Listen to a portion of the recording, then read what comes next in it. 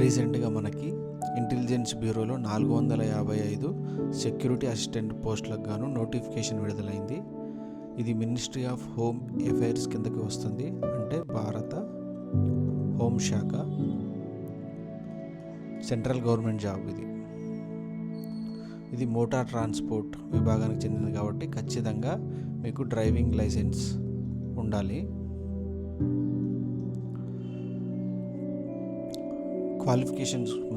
ముందుగా క్వాలిఫికేషన్కి వస్తే మీరు ఖచ్చితంగా 10th క్లాస్ పాస్ అయి ఉండాలి, డ్రైవింగ్ లైసెన్స్ ఉండాలి, వ్యాలిడ్ డ్రైవింగ్ లైసెన్స్, ఇంకా రిపేర్ తెలిసి ఉండాలి, కొంచెం మోటార్ రిపేర్ మెకానిజం గురించి, ఇంకా 1 year డ్రైవ్ చేసి ఉండాలి.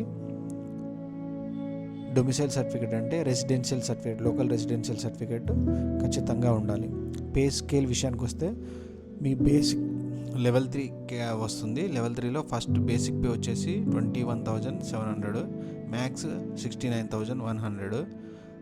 సెక్యూరిటీ అలవెన్స్ కింద మీకు 20% బేసిక్ పే పైన వస్తుంది.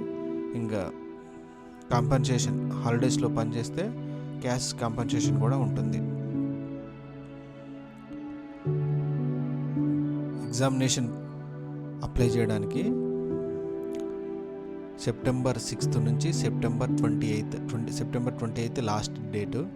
ఎగ్జామినేషన్ ఫీజు వచ్చేసి 100 రూపీస్, రిక్రూట్మెంట్ ప్రాసెసింగ్కి 550. SC ST ఉమెన్స్కి ఈ ఎగ్జామినేషన్ ఫీజు లేదు, రిక్రూట్మెంట్ ప్రాసెసింగ్ ఫీజు మాత్రం పే చేయాల్సిందే. మిగిలిన వాళ్ళందరూ 650 పే చేయాలి.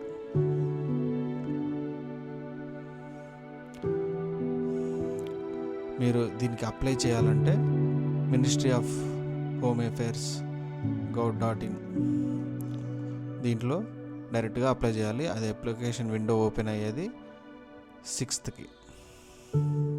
ఇంకా ఏజ్ లిమిట్ వచ్చేసి 18 to 27 years. 28th సెప్టెంబర్ వల్ల మీకు 27 దాటకూడదు. అప్పర్ ఏజ్ లిమిట్ రిలాక్సబుల్ ఎవరికి, SC ST వాళ్ళకి 5 years, సెంట్రల్ గవర్నమెంట్ జాబ్ చేసే వాళ్ళకి 3 years, డైవర్స్ ఉమెన్కి 35 years ఏమో అన్రిజర్వ్డ్ కేటగిరీ వాళ్ళకి, 38 years ఏమో OBC, 40 years ఏమో SC ST వాళ్ళకి అనమాట. ఇంకా స్పోర్ట్స్ పర్సన్స్కి 5 yearsకి కరెక్ట్ సర్టిఫికేట్ ఉన్న వాళ్ళకి 5 years ఎలిజిబిలిటీ ఇచ్చారు, ఎక్స్టెండ్ చేశారు. ఇంకా ఎగ్జామినేషన్ విషయానికి వస్తే Tier 1, Tier 2 2 స్టేజ్లో జరుగుతుంది. Tier 1 వచ్చేసి general awareness, basic transportation driving rules, quantitative aptitude, numerical, analytical, logical ability and reasoning, English language. దీంట్లో నెగిటివ్ మార్కింగ్ కూడా ఉంటుంది. 4 questions-కి 1 నెగిటివ్ మార్క్ అనమాట. 4 questions తప్పు చేస్తే 1 mark పోతుంది.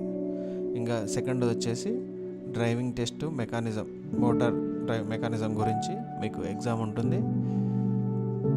ఇది కట్ ఆఫ్ మార్క్ ఉంటుంది. దీనికి ఖచ్చితంగా అంటే డ్రైవింగ్ లైసెన్స్ ఖచ్చితంగా ఉండాలి కాబట్టి 40% మీరు కట్ ఆఫ్ మార్క్స్ ఖచ్చితంగా తెచ్చుకుంటేనే ఈ స్కోరు వ్యాలిడ్ ఉంటుంది. లేకపోతే మీరు ఎగ్జామ్లో ఫెయిల్ అయినట్టే. 50కి 50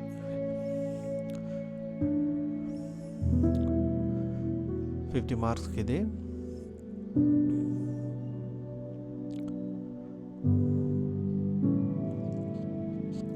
ఇంకా వీటిలలో పాస్ అయిన వాళ్ళకి జాబ్స్ ప్రకారం 10 times నెంబర్ వేకెన్సీ ప్రకారం వాళ్ళని పిలుస్తారు. మెరిట్ లిస్ట్ ప్రకారం ప్రిఫర్ చేసిన వాళ్ళని సెలెక్ట్ చేస్తారు. ఇంకా మనకి వేకెన్సీ విషయానికి వస్తే టోటల్ వేకెన్సీస్ వచ్చేసి 455. మనకి హైదరాబాద్లోనేమో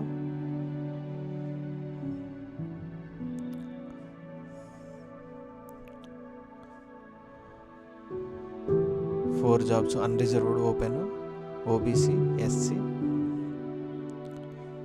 ఎకనామికల్లీ వీకర్ సెక్షన్ 1. టోటల్ 7 పోస్టులు ఉన్నాయి. అదే ఆంధ్రాలో విజయవాడలో అయితే 5 అన్రిజర్వ్డ్, 3 OBC, SC1, టోటల్ 9 పోస్టులు ఉన్నాయి. ఈ వేకెన్సీ లాస్ట్లో చెప్పేది ఎందుకంటే వేకెన్సీలు చూసే చాలామంది ఎగ్జామినేషన్ అటెండ్ చేయకుండా ఆపేస్తారు. కాకపోతే ఆ సెలెక్ట్ అయ్యేది మీరే కాదు, ఎగ్జామినేషన్ అటెండ్ అయ్యేదాకా మీకు తెలియదు. కాబట్టి ఈ వేకెన్సీలు తక్కువ ఉన్నాయని అప్లై చేయకుండా ఉండద్దు. డ్రైవింగ్ లైసెన్స్ తెలిసి బేసిక్ నాలెడ్జ్ ఉంటే ఏ ఎగ్జామినేషన్ పాస్ అవ్వచ్చు, జాబ్ కొట్టచ్చు. ఈ సెంట్రల్ గవర్నమెంట్ జాబ్ కాబట్టి మీకు అడ్వాంటేజెస్ చాలా ఉంటాయి. మంచిగా ప్రిపేర్ అయ్యి ఎగ్జామ్ రాయండి. Thank you.